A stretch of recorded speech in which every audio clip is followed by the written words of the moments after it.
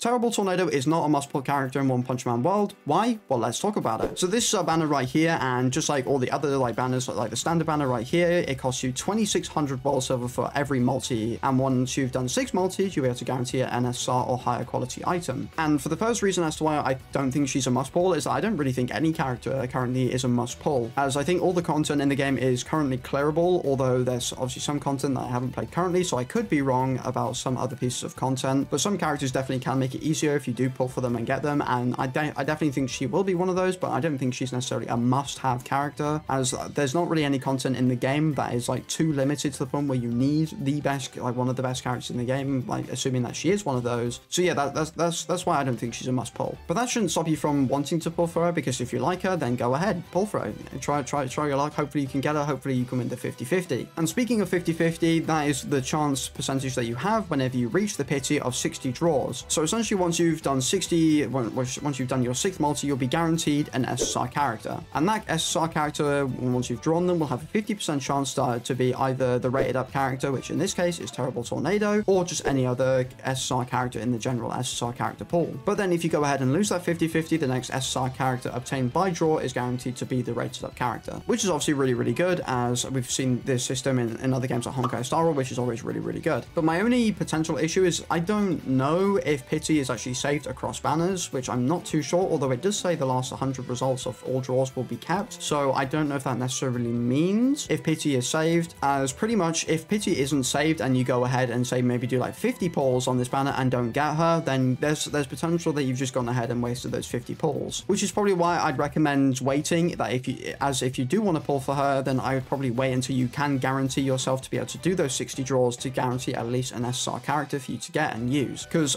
obviously, correct me if I'm wrong, I could be wrong, but I don't know if pity is saved or whatever, as I've just mentioned, and if it's not, then that could be a really big deal breaker, as if it's not saved and you go ahead and use 50 pulls on this banner, then those 50 pulls are essentially wasted that you could have used on another banner to get onto pity 2, basically. But it's probably more likely than not that pity does get saved, because this summoning system is practically taken from like Honkai Star Rail and Genshin Impact, for example, so it is probably more likely than not that pity is actually saved across banners. But I would just keep in mind that it might not be, because unless if I've just misread something in here, I'm pretty sure it isn't. But like I said before, when it says the last 100 results of all draws will be kept, maybe that means that all the pity that you get is actually saved. So that's all about the character. Then we also have the impression arms, which is basically pretty much the exact same thing. All the same reasons as to why you may not want to pull for Terrible Tornado is because of whether pity is actually saved or not, etc. But this impression arms is actually pretty cool as well. Unfortunately, I wish it did all these things at level 1, but they kind of prank you and put it all the way to level 6 to make you think it does this, to then pull for it, which it actually doesn't, because it does a lot less. So basically, this impression arms will give you 90 attack, and then will increase the crit damage of her basic attack, which is when she's in her like main form or whatever that she can transform into, which is called Telekinetic Spear and Telekinetic Tornado by 10%, which is really, really good. And then you can also grant all allies immunity to paralysis, burning, and coma, which I feel like coma is a pretty common debuff that bosses apply, which is going to be really, really good, at least from my memory it is anyway. And then whenever that immunity is in effect, when you use it, you'll be able to defense shred by 8% on the enemy whenever you attack them that do generate those debuffs like coma, paralysis, or burning, for example, and you'll be able to defense shred them by 8%, which stacks up to 3 times, which will be a 24% defense shred, which is actually really, really good, and it's going to be pretty useful, I guess, especially against all those really, really tanky type enemies that we might potentially get in the future. So what better way to actually showcase what she does than in her actual skill trial? And I've already gone ahead and actually played this, so I already know exactly what she does, and if you want to know exactly what the more specific details of all of her skills, then you can just go in-game yourself and see.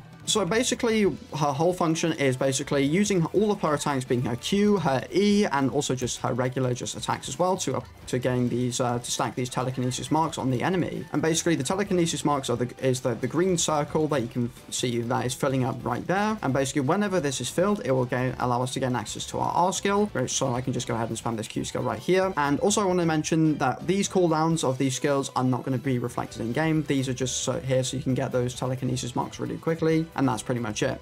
So just keep in mind, these cooldowns will not be infinite, so you can't just spam that button over and over and over again. And then, like I said before, once you've reached a max amount of marks, you'll be able to go ahead and use your R skill. So we can go ahead and press R, and then we throw all those things at them, and then basically it would give us 4 stacks of this buff right here, which you'll be able to see in the bottom middle of the screen here. And this will allow us to enter our telekinesis liberation state, which is just a massive like buff, and it changes all of our skills and what we do, and it also allows us to move whilst attacking as well, as you can see right here. So what we can do is we can go ahead and fill all these up, and we can just move, use all of our new upgraded skills and stuff, and do a bunch of different damage. But also whilst in this state, as it says up here, you can go ahead and hold your left mouse button and spend these 4 buffs here that we got earlier to then use a different basic attack, which will then also fill up the meter right here. And then basically whenever we use those things that we saw in the bottom here, it then fills up this middle meter here. And whenever this middle meter is full, it allows us to use our R skill once again to do a bunch of extra damage as well, which is really, really good. So we just got to go ahead and fill up the meter again so we can get those sort of like jade things, whatever they're called again. We go ahead and use our R skill, get it back.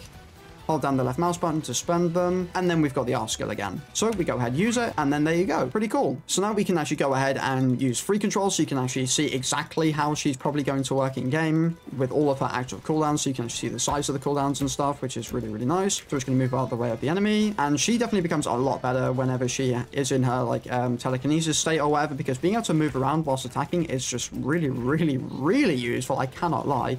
And it makes it so much better, because being able to move whilst attacking is really, really good, as well as also having an absolute ton of range for you to be able to use, which makes her really mobile, really, really good, and it's going to be very survivable as well, whilst also being able to move around. So we can go ahead and hold the left mouse button, so we got all of our things back already, and press the R key, do a bunch of damage, get the link attack, which looks great as well. Press the E skill, do a bunch of damage, and then this sort of telekinesis state will be shown by like the bar that you can see right here. And then I believe every time you use your R skill, it will reset. And go ahead and use our ultimate, which you can see right here.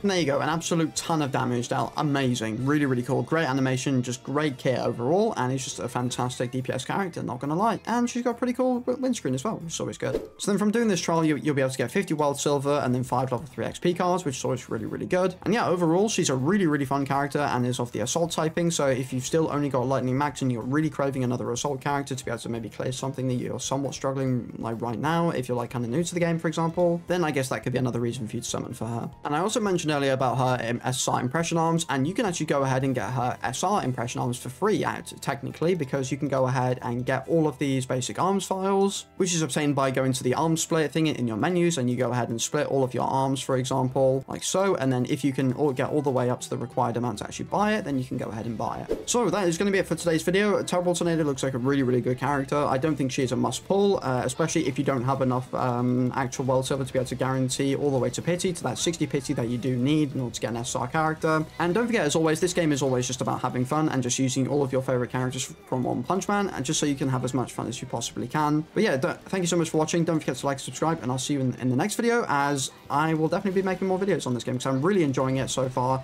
T3 Studio have done a fantastic job, and yeah, I'll see you in the next video. Peace!